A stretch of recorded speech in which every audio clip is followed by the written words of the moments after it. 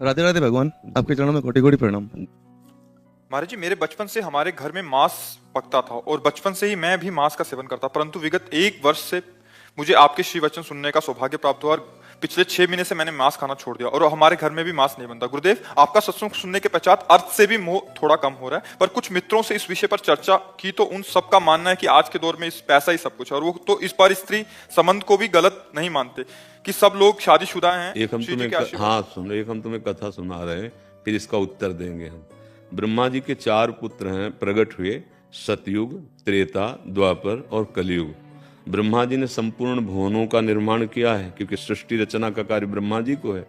तो ब्रह्मा जी ने चारों पुत्रों को बुलाया, सतयुग, त्रेता, द्वापर, कलयुग को। सतयुग से कहा, बेटा हमारी आज्ञा है, यद्यपि मैं तुम्हारे स्वभाव को जानता हूँ, तुम अपने राज्य में ऐसा कुछ विधान करना कि हमने नरक बनाया है उसमें भी प्रवेश हो, खाली न रहे। तो उनका पिताजी, ऐसा नहीं हो सकता, हमारे राज्य में कोई नरक नहीं जा सकता।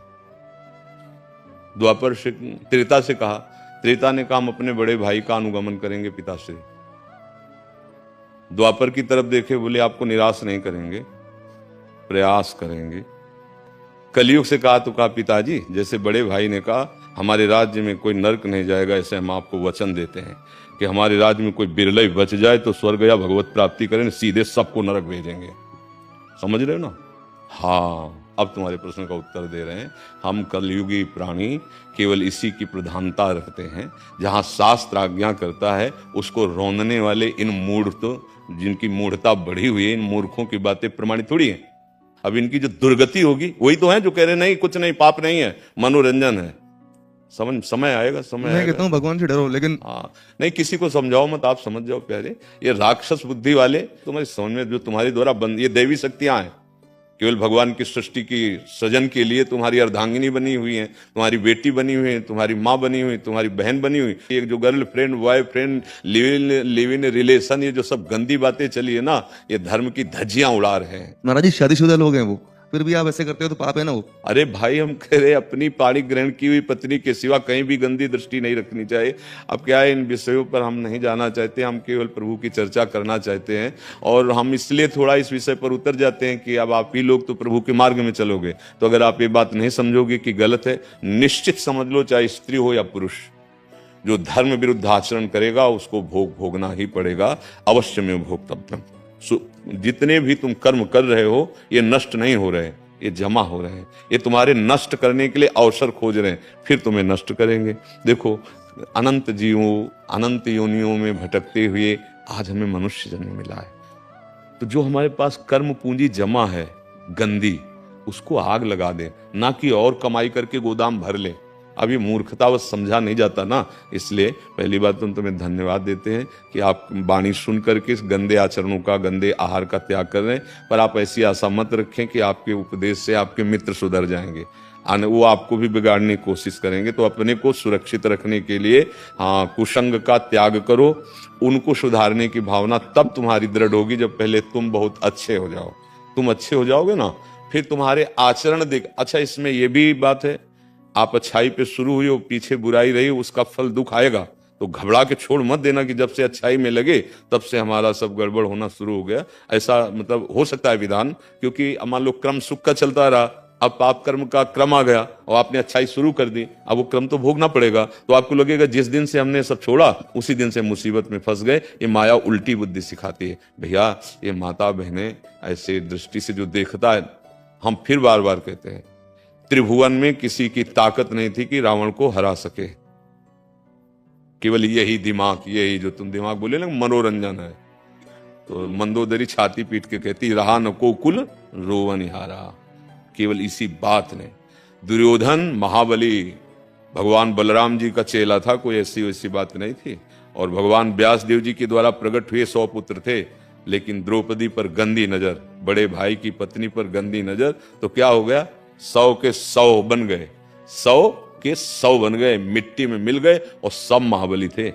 10-10 हजार हाथियों का बल रखने वाले सब थे। ऐसे कोई साधारण एक हाथी को बस में करके दिखाओ, 10,000 हाथियों का बल रखने वाले, लेकिन एक दोस्त ने मिटिया मेट कर दिया, नहीं कर दिया। अब ये जैसे बातुल भूत विवश मतवारे, ते नहीं बोले हैं वचन विचारे, तिन कर कहा सुने।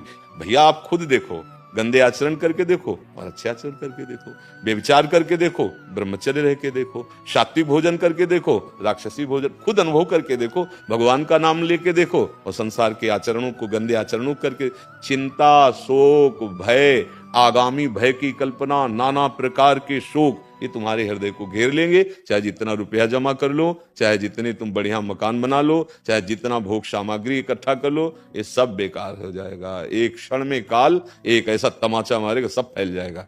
इसलिए अच्छे आचरण करो, अच्छा भोजन करो, नाम जप करो, गृहस्थी में हो, काम वेदना आवे, अपनी पत्नी को पाणी ग्रहण जिससे किया उससे पत्नी को चाहिए कि भगवान ने जब संयोग बनाया तो अपने पति पर ही अपनी वृत्ति सीमित रखे। दोनों धर्म से चलो तो गृहस्थी में रहते हुए, धर्मयुक्त भोगों को भोगते हुए आप भगवान के कृपा पात्र बन जाएंगे।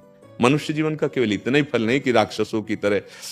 इसीलिए अब सही पूछो तो उपदेश देने का समय नहीं रह गया है। भजन करो, अपना काम बना लो, क्योंकि संसार पर ऐसा नहीं है कि सब एक ही तरह के हो। बहुत से भाई लोग ऐसे आके कहते हैं, जैसे आप कह रहे हैं कि हमने शराब छोड़ दिया, गंदे आचरण छोड़ दिए, अब हम नाम जप करें, तो थोड़ा हमारे को तसल्ली मिलती है कि हमारा बोलना, हमारा बैठना, जीवन हमारा सार्थक है। अगर 4 लोग बदल गए तो हमारा जीवन सार्थक। बस इतने के लिए बकाया हिम्मत नहीं रह गई है कि हम उपदेश करें, क्योंकि ऐसी नींव पड़ती चली जा रही।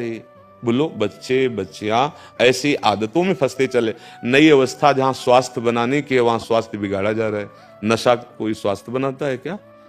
हाँ, गंदी बातें, बेविचार कहीं स्वास्थ्य बनता है क्या? गंदे तुम दृश्य देख रहे हो, गंदे आचरण कर रहे हो। अब आजकल चला है कि जो बड़ा आदमी है, बड़े आदमी को बच्चा है, वो पार्टी में जाए तो बड़ा आदमी, उसको कहा जाता है बड़ी सोसाइटी।